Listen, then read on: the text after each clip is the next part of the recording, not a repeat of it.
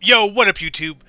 It's your boy, CC. I hate saying it's your boy, but I don't know what else to say. We just call me the professor on the sticks today. And I want to go over some of these base elites, core elites, whatever the hell we want to call them. They're always base elites to us. For MUT 18.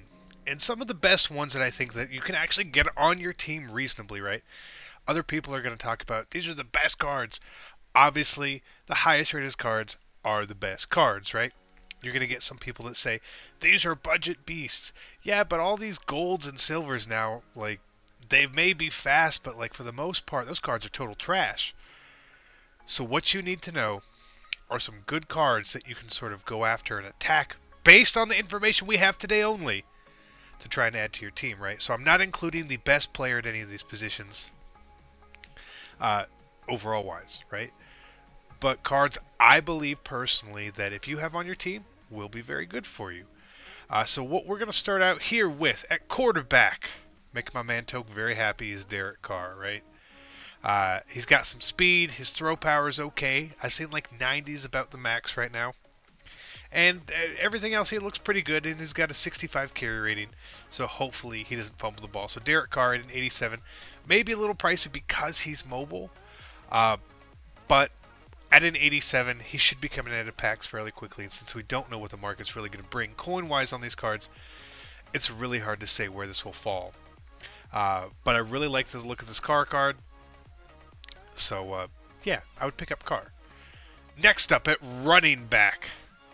No bias. My man Tevin Coleman looks super balanced. Amazing. He's fast. He's got good strength. You know, all his ball carrier numbers are in the 70s, right? He doesn't have 80s. He's like Marshall Faulk or some shit like that, or David Johnson, right? But Tevin's going to be cheap. Tevin's going to be easy to obtain. He's going to be really good. Like, even his catching stats are all pretty good, right? So Tevin is going to be a great running back if you can get your hands on him. Up next, a receiver. A receiver. You're thinking, Stephon Diggs. Stephon Diggs? Yes, Stephon Diggs. He's fast enough. His catching stats are all very even, right? We don't really know what the threshold's going to be for catching stats yet. So I'll take in the 80s right now. But he also has 68 run block and 60 impact block, which is really, really, really good. And it's going to be very good with the way that downfield blocking is supposed to be back in the game. So Stephon Diggs will be on my team. Up next is someone that's a little bit obvious, is Brandon Cooks, because he has that speed, but he also has the run block. So it seems like they're definitely adding run block to a lot of receivers this year, which is great. I love that. But Cooks is really going to be someone you want to add on your team, but he's probably going to be on the more expensive end, right? Other people are going to say Tyreek Hill, but Tyreek Hill can't catch. He can't catch at all. So you may be able to find someone, if you can't afford Cooks, because I do assume he will be expensive, find someone a little less than that, because I don't think you need 89, 90 speed at receiver to start, because we don't know what our schemes are going to be yet. But just in case you do, here's John Ross. He's fast. He can't really catch. His run block's okay, but he's going to be expensive, right? He's going to be like Perriman of the past. But again, he's only 91 speed, and I say only 91. He still is the fastest card in the game at launch. But he's going to be pricey. But you got to have a John Ross on your team. You got to have a John Ross on your team. So I know he's probably, I would imagine 25 to 30k coins, probably somewhere around there. Worth it? Maybe. Maybe. It just depends if you can actually burn people with just straight deep routes.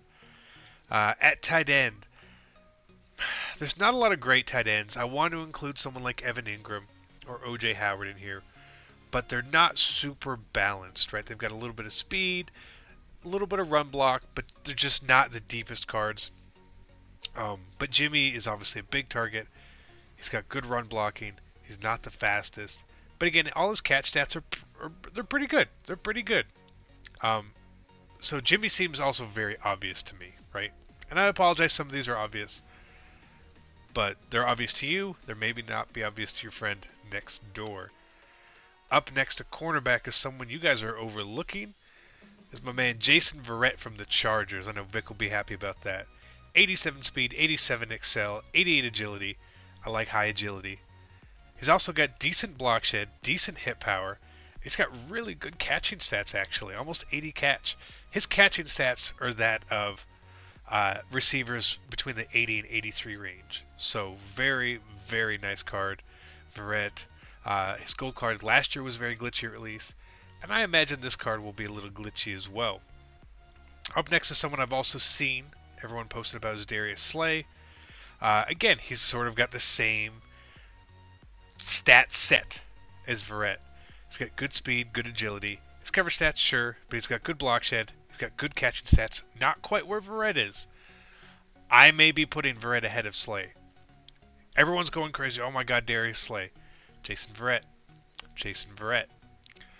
Up next, a little bit of a homer pick here in Vic Beasley. But he's got 82 speed at linebacker, which is good, especially for the outside linebacker spots. You could play him at end, but he also has good hit power at 87, which is really on the high end that we've seen. And he also has 91 finesse move, 85 power move. Both of those are very high. So Vic might be a little pricey, but he won't be as pricey as Vaughn. He won't be as pricey as Khalil Mack. But he really might just be, honest to God, as good or better than them at release time. And he can actually cover. Vic Beasley will be on my team. Another, you could say it's a homer pick, but it's not. Deion Jones. 84 speed, 84 excel. His agility is a little low, but he does have good coverage stats. Otherwise, he's not Luke Kuechly, and he's not super tall. He's only 6'1". But he's going to be very good. He's going to be very good. And as soon as he gets an upgrade, you guys are going to want to be using him all year because Deion Jones is amazing. Next up is probably the most obvious pick here is Ryan Shazier. But he's not better than Deion Jones, right? He's got just a little bit of better speed, a little bit better agility. His jumping's better, but his coverage stats are a lot worse, actually. Let's look and see, like, the catching on both of them actually is essentially about the same, right? But Deion Jones has 77 man to 66 and 82 zone to 71 zone. So I would have both of these guys on your team. I would probably lean towards using Shazier and leaving Deion Jones in coverage, and that's going to actually cover your bases really well. And I was looking at free safety and strong safety is just a really weak position overall. It is every year. But free safety, Earl Thomas looks amazing, but he's too highly rated for this. So we went with Byron Jones, right? He's got some speed, he's got jumping, his coverage stats are really balanced as well, so you could technically play him at corner. His catching's okay. His block shed and hit power is not great for safety, but that's okay. Like I said, you could play this man at corner, really. Do they have his overall at corner here? I don't know where the hell to find it, but he's pretty good. If you guys want a real good user god, Obi Melifonwu from the Raiders has got like 87 speed. He's a silver, 68, 6'4" free safety. So if you're ever using a safety at linebacker package, you need to use someone, that Obi's going to be your man. The good Obi, not the trash Obi we have in our community. I hope you guys enjoyed this. I may do something on Weekend Link for you guys and actually break it down for you the way I see it instead of someone reading the blog, because that's not what I do. I want to give you my opinion on how it really is going to be, and I'm always going to do it, and whether you agree or disagree, that's just the way it is. But until next time, hope you guys enjoyed this, and I look forward to Madden 18. Hope you are too. I'm CC, and I'm out. Peace.